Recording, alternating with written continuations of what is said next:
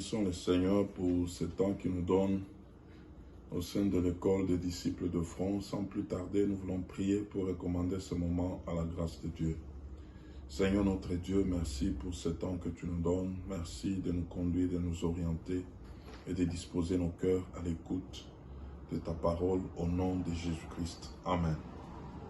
Nous sommes dans notre 33e séance et nous parlons de qualité des disciples de front et nous sommes à notre 11e qualité. Nous avions dit un disciple de front, c'est quelqu'un qui vit selon le temps d'en haut.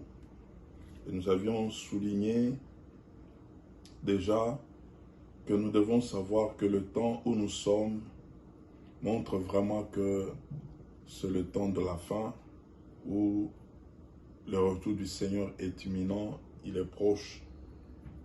Et donc nous avions dit que nous ne pouvons pas connaître exactement le jour, sinon nous allions tomber dans l'hérésie. Et même nous avions dit, en ce qui concerne le jour, même le temps ne connaît pas, parce que le temps est une créature de Dieu, et donc c'est Dieu qui gère tout.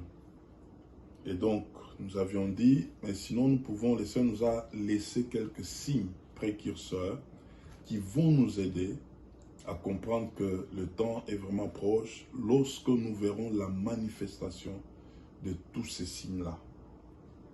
Et nous avions vu la fois passée, le premier signe, c'était l'apostasie, ou l'abandon volontaire de la foi. Et nous voyons aujourd'hui comment est-ce que ça se passe.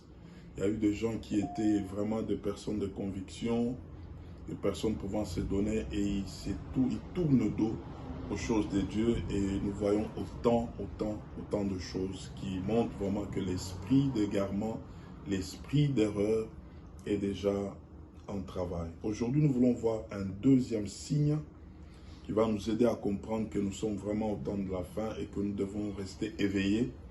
Et ce signe-là, c'est la manifestation de l'esprit du temps de Noé et de Lot. La manifestation de l'esprit du temps de Noé et de Lot. Nous voulons lire, premièrement, nous prenons Luc chapitre 17, versets 26 à 30. Luc 17, 26 à 30.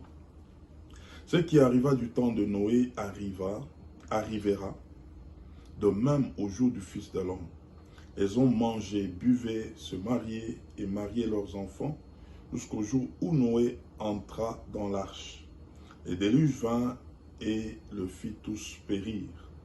Ce qui arriva du temps de Lot arrivera pareillement. Les hommes mangeaient, buvaient, achetaient, vendaient, plantaient, bâtissaient. Mais le jour où Lot sortit de Sodome, une pluie de feu et de soufre tomba du ciel et le fit tous périr. Il en sera de même le jour où le Fils de l'homme paraîtra. Amen. Nous prenons Ésaïe chapitre 5 plutôt, versets 20 et 21. Ésaïe chapitre 5, versets 20 et 21. Malheur à ceux qui appellent le mal bien et le bien mal, qui changent le ténèbre en lumière et la lumière en ténèbres, qui changent l'amertume en douceur et la douceur en amertume. Malheur à ceux qui sont sages à leurs yeux et qui se croient intelligents. Et enfin, nous terminons par Romains chapitre 1 et le verset 21 à 22. Romains 1, 21 à 22, nous lisons. Puisqu'ayant connu Dieu, ils ne l'ont point glorifié comme Dieu et ne lui ont point rendu grâce, mais ils se sont égarés dans leurs pensées et leur cœur sans intelligence a été plongé dans les ténèbres. Se vantant d'être sages, ils sont devenus fous. Et donc nous voyons déjà avec ce texte où Jésus est en train de parler à ses disciples pendant qu'il l'interrogeait en ce qui concerne son retour. Et Jésus était en train de leur amener à comprendre qu'il ne pouvait pas leur donner un jour exact, mais du moins des signes précurseurs. Et Jésus a mentionné ce qui s'est passé, s'était passé au temps de Noé et au temps de Lot. Donc, dans des temps vraiment reculés, Jésus a mentionné cela, que ces choses-là vont réapparaître encore. En fait, ici, j'ai compris une chose, c'est l'esprit qui animait ce temps-là. Cet esprit va réapparaître en ce temps de la fin. C'est comme au temps où les gens s'attendaient à voir Élie, le prophète qu'on avait promis qu'il allait venir, mais Jésus pouvait parler d'Élie, qu'il était déjà là, et il a pointé Jean-Baptiste. En réalité, c'était le même esprit qui avait travaillé avec Élie, c'est le même esprit qui devrait travailler avec Jean-Baptiste. Et si nous voyons le même esprit qui avait animé les habitants au temps de Noé et au temps de l'autre, c'est le même esprit, du moins dans le monde, avant que Jésus ne revienne, va habiter le monde actuel. Et nous le voyons. Au temps de Noé, comment il y avait eu vraiment la perversion des valeurs, et au temps de Lot, la même chose, et ces choses-là, nous le voyons aujourd'hui. Comment cet esprit se manifeste aujourd'hui? Voyons, premièrement, il y a une dimension d'aveuglement spirituel. C'est-à-dire, les gens vivent dans le ténèbre et se croyant être dans la lumière. Les gens se retrouvant faisant le mal et croyant que ce mal-là, c'est ça le bien. Il y a un aveuglement spirituel. Comme exemple, quelqu'un se montrant nu, mais en réalité, il se défend qu'il a des habits. Mais quand on le regarde, clairement, il n'a pas d'habits, mais il se défend qu'il a des habits. C'est qu'en réalité, il est frappé par le ténèbre. Il ne voit pas. Il est aveuglé. Et nous en voyons autant aujourd'hui.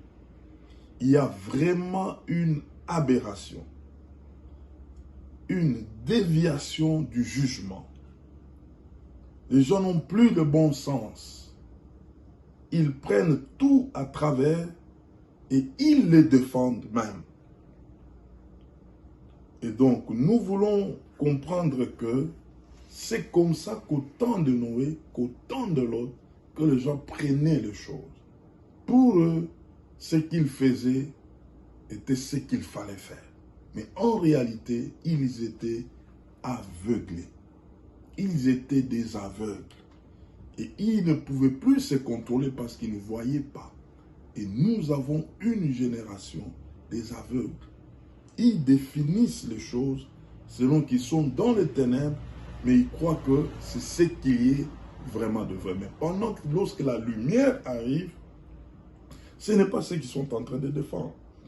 Et deuxièmement, nous voyons l'esprit de l'autre, de Noé et de l'autre, se manifeste par une dimension de légèreté. On prend tout à la légère. C'est un esprit qui anime ce monde aujourd'hui. On peut prendre le mariage à la légère, des gens qui se marient le matin, ils se séparent le soir. Il y a des gens qui peuvent se dire, non, nous là, on fera comme des mariés. Ils habitent ensemble, ils vivent ensemble, mais sans pour autant même s'engager clairement. Ils peuvent se séparer, ils se partagent des enfants comme des petits pains. Ils commencent à les promener partout. Et donc, c'est comme ça qu'eux ont défini les choses et qu'il faut respecter leur choix. Et c'est comme ça. Et avec comme mot d'ordre, quand ils sont en train de faire leurs choses, c'est pas grave. C'est pas grave, on peut le faire, on peut le faire. Et c'est comme ça qu'il y a une dimension de légèreté telle que on a tout minimisé. Même ce qui était sacré, on le minimise et on peut passer à autre chose sans pour autant s'interpeller. Ce temps est toujours manifesté par des distractions. Au temps de l'autre, au temps de Noé, les gens se mariaient ici. Ils étaient dans une dimension de plaisir excessif. Et nous sommes en ce temps-là. La distraction est partout. Vous entrez dans les réseaux sociaux, il y a des distractions. Vous entrez à la télé, des distractions. Vous entrez, je ne sais pas où, vous vous promenez partout. Beaucoup de distractions. On est en train d'amener des gens à quitter la présence de Dieu pour qu'ils se tournent vers des choses qui n'honorent pas Dieu. Beaucoup de distractions partout. Et les gens se retrouvent aimant le plaisir plus que Dieu. Donc Dieu, on le met de côté parce que il y a des choses qui peuvent bien occuper les gens plus que Dieu. Ils ne prennent que donc Dieu ne peut pas les occuper. Et Dieu, il va les déranger. Et donc, ils ont autant de choses qui sont en train de les distraire. C'est pourquoi même, à la place, ils se voient même occupés de toutes ces choses. Mais en réalité, dans le fond, ce ne sont que des distractions. Et on en prend autant de temps. Et ça consomme le temps. Mais en réalité, ce que l'on est en train de faire, ce n'est pas des choses qui peuvent honorer le Seigneur. Et nous retrouvons une autre dimension dans ce temps. Il y a la folie ou le libertinage, où des gens sont en train de faire des pratiques perverses et ils ne sont pas réprimandés. C'est au nom de leur liberté qu'il faut respecter. Au nom de leur opinion qu'il faut respecter. Mais quand on regarde leur liberté, leur opinion, mais c'est de la folie pire et simple. Mais tu n'as aucune parole là-dessus. Sinon, au besoin, on peut même t'inquiéter parce que tu entres dans un champ qui n'est pas à toi, on peut t'inquiéter. Cette dimension de libertinage d'aujourd'hui qui amène des gens dans des folies, ils peuvent définir leur vie comme ils entendent, ils sont libres. Ils peuvent faire des pratiques comme ils entendent, ils sont libres. Et ces choses ne nous étonnent pas parce que la parole de Dieu les avait déjà prédites. Que quand vous allez regarder, vous allez commencer à vivre ces choses-là, sachez que le Fils de l'homme est à la porte. Il est en train de venir. Et nous vivons dans un tel environnement aujourd'hui. Quelle distraction, quelle légèreté. Quel libertinage. Nous voyons toutes ces choses aujourd'hui. Nous sommes en train de le voir. Ce sont des choses qui se passent sous nos yeux. Et d'autres peuvent dire, non, mais c'était, au temps de Noé, c'était leur temps. Ici, c'est le développement. Mais c'est le même esprit. Il y a une dimension d'aveuglement spirituel sans pareil. Les gens peuvent défendre des choses qu'on ne peut pas défendre.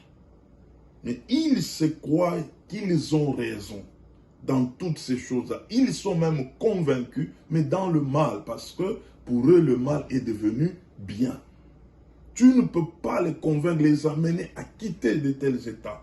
Tu ne peux pas lui dire, il les convaincu, et même d'autres qui le voient, qu'il est en train de voir comme devenant comme des exemples, mais toujours dans le mal, et ils s'enfoncent dans le mal. Ils ont leur modèle. Ils ont leurs personnes qui sont devant eux, en train de faire le même chose, et ils sont convaincus aussi qu'ils sont dans le bon. Mais en réalité, ils sont dans le mal, et ce mal pour eux est devenu bien. Nous sommes arrivés dans ce temps. Donc nous devons comprendre que, si nous pouvons le dire, le temps sont graves. Parce que aujourd'hui, on ne sait pas où est-ce que le monde est en train d'aller. Et même ceux qui sont impliqués dans ces choses, ils sont tellement convaincus de cela, comme si cela était vrai. Et nous ne cessons de le dire, tout ce qui n'est pas vrai, ce n'est pas bon. Et donc comprenons que le Seigneur est vraiment à la porte. C'est parmi des signes précurseurs, l'esprit qui avait animé le temps de Noé et le temps de Lot, l'esprit là est déjà en action, en train de faire son travail. Et donc, en tant qu'Église, nous devons veiller. Que Dieu bénisse sa parole. Amen. Nous voulons prier. Seigneur notre Dieu, merci de nous interpeller encore et de nous amener davantage à être toujours éveillés. Merci Seigneur de toucher encore les cœurs de ceux qui ne te connaissent pas afin qu'ils confessent remet 19 et qui se tourne vers toi. Merci Seigneur, au nom de Jésus-Christ, nous avons ainsi prié. Amen.